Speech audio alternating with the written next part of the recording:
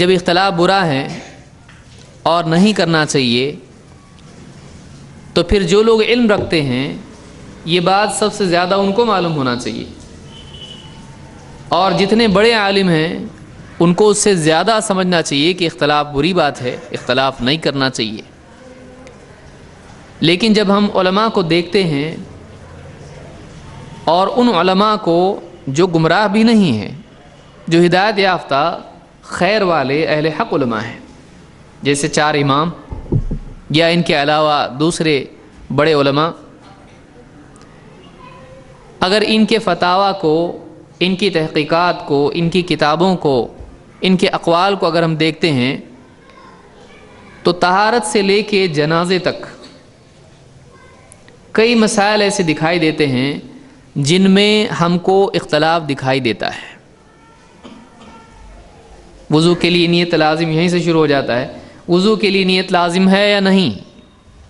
تو آپ کو ملے گا امام ابو حنیفہ رحمۃ اللہ علیہ کے نزدیک وضو کے لیے نیت لازم نہیں ہے، یعنی وضو کے لیے نیت شرط نہیں ہے۔ بغیر نیت کے بھی اگر ایک آدمی کہ وہ اعضاء دھو دیے جائیں تو بھی اس کا وضو ہو جاتا ہے۔ لیکن باقی 3 امام، امام الشافعی، امام مالک، امام احمد، ان تینوں کے نزدیک وضو کے لیے نیت شرط ہے۔ اگر آدمی کی نیت نہیں ہے تو اس کا وضو نہیں ہوتا ہے، بغیر نیت کے وضو نہیں۔ اب یہیں سے مسئلہ شروع ہو جاتا ہے، اور اس کے بعد پھر وضو ہے، غسل ہے، اور تیمم ہے، نماز ہے، روزہ، حج، زکوٰۃ، نکاح، کئی مسائل ہیں، جنازے تک۔ ان تمام مسائل میں دکھائی دیتا ہے کہ علماء میں آپس میں کئی مسائل میں اختلاف ہے۔ ایک مسئلہ ہے، اس میں فلاں کا یہ قول ہے، فلاں کا یہ قول ہے، ہاتھ کہاں باندھے جائیں، کوئی سینے پہ باندھ رہا ہے، کوئی ناف کے نیچے، کوئی ناف کے اوپر، کوئی ہاتھ چھوڑ رہا ہے۔ کئی مسائل میں اختلاف، بلکہ ایک امام ہیں، ان کے شاگرد ہیں، امام ابو حنیفہ ہیں، ان کے شاگرد امام ابو یوسف، اور دوسرے شاگرد ہیں امام محمد۔ باقی اماموں کو تو چھوڑ دیجئے، جب ان اماموں کو دیکھتے ہیں تو ان میں آپس میں اختلاف دکھائی دیتا ہے، استاد اور شاگرد میں بھی اختلاف، کہ امام ابو حنیفہ ایک چیز کو کہہ رہے ہیں کہ یہ چیز جائز ہے، لیکن دوسرا کہہ رہا جائز نہیں۔ امام ابو حنیفہ رحمۃ اللہ علیہ کہہ رہے ہیں جائز نہیں ہے، دوسرا کہہ رہا جائز ہے، لازم ہے، لازم نہیں ہے۔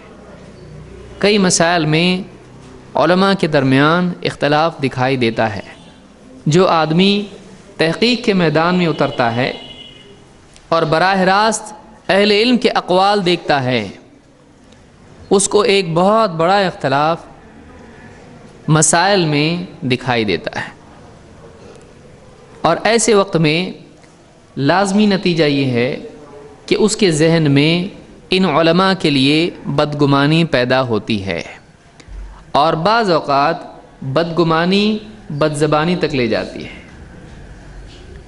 پہلے دل میں ان کے لیے خرابی آتی، کیا کر کے رکھ دی دین کا، پھر فرسٹریشن بڑھتا ہے، اور غبارہ جب لمٹ ختم ہو جاتی ہے تو کیا ہوتا ہے؟ پھر آپ غبارہ ہے، بلون پھونکو، اس میں آپ پھونکو، ایک لمٹ ہے اس کی، جب اس کی لمٹ ختم ہو جاتی ہے تو کیا ہو جاتا ہے؟ وہ پھٹ سے پھٹ جاتا ہے ایک دم۔ تو جب ایک آدمی کسی طرح کوشش کرتا ہے، نہیں ایسا ہوگا، ہو سکتا ہے ایسا، ایک وقت کے بعد میں اس کو غصہ آنے لگتا ہے، اور یہ غصہ اس کی زبان سے ظاہر ہونے لگتا ہے، پھر وہ علماء کی ناقدری شروع کر دیتا ہے، علماء کے خلاف زبان غلط استعمال کرنا شروع کر دیتا ہے، بلکہ ان کو گمراہ قرار دے کر اور سب ان کی جو بھی تحقیقات ہیں، علمی خدمات ہیں، سب کا انکار کر دیتا ہے۔ اور جب ایک آدمی کے دل سے علماء کی قدر نکل جاتی ہے تو لازمی طور پر نتیجہ اس کا یہ پیدا ہوتا ہے کہ گمراہی کا راستہ اس کے لیے ہموار ہو جاتا ہے، یعنی اس کے لیے اجتہاد کا راستہ آسان ہو جاتا ہے۔ بھائی کسی عالم سے تو پوچھنا ہے نہیں، کیونکہ کوئی بھی صحیح نہیں ہے، تو میں خود اب یہ کام انجام دوں گا۔ ویسے ہی جیسے کوئی ڈاکٹر علاج نہیں کر رہا ہے تو اب میں کیا کروں گا، اب میں ہی پورا پیٹ چیر کے اپنے پیشنٹ کا علاج کیا کام ہی تمام کر دوں گا۔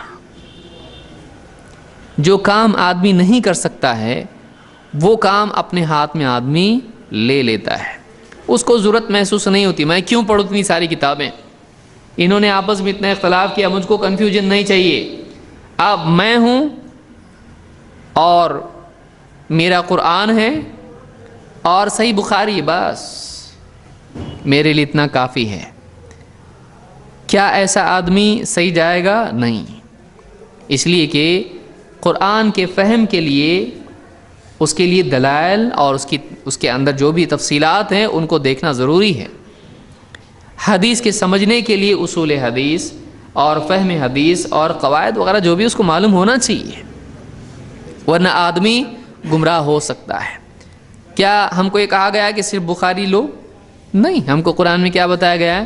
وَمَا آتَاكُمُ الرَّسُولُ فَخُذُوهُ، جو کچھ رسول تم کو دیں اسے لے لو۔ یہ نہیں کہا رسول صلی اللہ علیہ وسلم کی حدیثوں میں سے صرف بخاری لو، کہا گیا ہے نہیں، جو بھی حدیث اللہ کے نبی صلی اللہ علیہ وسلم سے ثابت ہے اس کو کیا کرنا پڑے گا؟ لینا پڑے گا۔ اب آدمی جب علماء سے آزاد ہو جاتا ہے تو اب وہ اپنا خود ایک پیمانہ بنا لیتا ہے، اگر ایسا ہو تو میں مانوں گا، ایسا ہو تو میں مانوں گا، پھر وہ اپنی عقل سے سمجھنے لگتا ہے، علماء کی ضرورت محسوس نہیں کرتا ہے، پھر علماء کی شان میں گستاخیاں کرتا ہے، بڑے بڑے اماموں کو کچھ بھی بولتا ہے۔ جب ایک بار علماء کی قدر دل سے نکل جاتی ہے تو ایک آدمی وہیں سے گمراہ ہونا شروع ہو جاتا ہے۔ اسی لیے اللہ کے نبی صلی اللہ علیہ وسلم نے ایک حدیث میں فرمایا، وہ آدمی ہم میں سے نہیں ہے، وہ آدمی ہم میں سے نہیں ہے جو اپنے بڑوں کی تعظیم نہ کرے اور چھوٹوں سے شفقت سے پیش نہ آئے اور علماء کا احترام نہ کرے، ہمارے علماء کا حق نہ جانے۔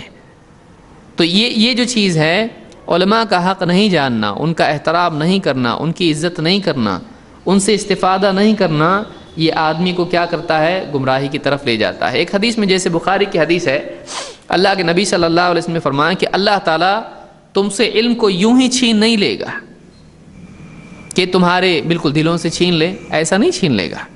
علم تھا اور اچانک آدمی سلام پھیرا نماز کا، السلام علیکم رحمۃ اللہ، السلام علیکم رحمۃ اللہ، کئی حدیثیں غائب ہو گئیں، کئی آیتیں غائب ہو گئی، دل سے یاد ہی نہیں آ رہا، ایسا ہوتا ہے؟ نہیں۔ رات میں سویا اور بہت ساری باتیں یاد تھیں، صبح کو اٹھا تو سب غائب۔ اس طرح سے آٹو ڈیلیٹ نہیں ہوگا، کچھ اپنے آپ ختم علم نہیں ہوگا۔ اللہ تعالیٰ تم سے علم کو یوں ہی چھین نہیں لے گا، بلکہ علم کیسے تم سے اٹھے گا؟ ایک ایک کر کے علماء اٹھتے چلے جائیں گے۔ ولیکن یقبض العلم بقبض العلماء بعلمہم، بلکہ اللہ تعالیٰ علم کو علماء کے ساتھ ان کے علم کو اٹھا کر چھین لے گا، ایک ایک کر کے علماء چلے جائیں گے۔ حتی اذا لم یبق عالما اتخذ الناس رؤوسا جہالا، یہاں تک کہ جب ایک بھی عالم باقی نہیں رہے گا لوگوں کے درمیان تو لوگ جاہلوں کو اپنا سردار بنائیں گے، ایسے لوگوں کو اپنا رہنما بنائیں گے جو رہنما ہونے کے لائق نہیں ہوں گے، گہرا علم ان کے پاس نہیں ہوگا، سطحی باتیں کچھ جانتے ہوں گے، آدھا ادھر کا معلوم ہے آدھا ادھر کا معلوم ہے، دونوں جوڑ کے پورا بنایا، ایسے لوگ ہوں گے۔ حتی اذا لم يبق عالما اتخذ الناس رؤوسا جہالا فسئلوا فافتوا بغیر علم، پھر ان سے پوچھا جائے گا تو وہ بغیر علم کے فتویٰ دیں گے، فضلوا واضلوا، خود بھی گمراہ ہوں گے اور دوسروں کو بھی گمراہ کریں گے۔ اس سے کیا معلوم ہوا کہ علماء کا دنیا سے اٹھنا یہ لوگوں کے لیے گمراہی کے دروازے کھولتا ہے۔ علماء کی اہمیت دین میں ہمیشہ باقی رہے گی۔ ہاں، اب علماء میں اچھے اور برے دونوں ہوتے ہیں۔ علماء میں وہ بھی ہوتے ہیں کہ جو لوگوں کی جیب میں ہاتھ ڈال کے دین کے نام پر ان کو بیوقوف بناتے ہیں، ایسے بھی ہوتے ہیں، یہ دنیا دار لوگ ہر فیلڈ میں ہوتے ہیں۔ لیکن کیا زمین پر اہل حق علماء نہیں ہیں؟ ہمیشہ رہیں گے۔ لیکن دھیرے دھیرے کم ہوتے چلے جائیں گے اور بعد کے دور میں بہت کم رہ جائیں گے۔ تو ایسے وقت میں جہاں علماء نہیں ہوں گے، لوگوں میں کیا پیدا ہو جائے گا؟ پھر وہ ایسے لوگوں سے پوچھنا شروع کریں گے جن کے پاس واقعی گہرا علم نہیں رہے گا، وہ اپنی رائے سے فتوے دیں گے، وہ اپنی رائے سے فتوے دیں گے اور خود بھی گمراہ ہوں گے اور دوسروں کو بھی گمراہ کریں گے۔ تو معلوم ہی ہوا کہ اسلام میں علماء کی قدر کرنا، ان کا احترام کرنا یہ ضروری ہے۔ کون سے علماء؟ جو اہل حق ہیں، اہل حق ہیں، جو قرآن و سنت کا گہرا علم رکھتے ہیں، جو متقی ہیں، پرہیزگار ہیں، اللہ سے ڈرنے والے ہیں۔ انما یخشی اللہ من عبادہ العلماء، اللہ نے فرمایا کہ اللہ کے بندوں میں واقعی وہی لوگ اللہ سے ڈرتے ہیں جو علم والے ہیں۔ تو معلوم یہ ہوا کہ ایسے علماء جو اللہ سے ڈر کے پرہیزگار زندگی گزارتے ہیں، یہ واقعی علماء ہیں جن کے پاس قرآن و سنت کا گہرا علم ہے۔ دو چار باتیں جان لینے سے آدمی عالم نہیں بن جاتا ہے، واقعی اس کو قرآن و سنت کا گہرا علم ہو۔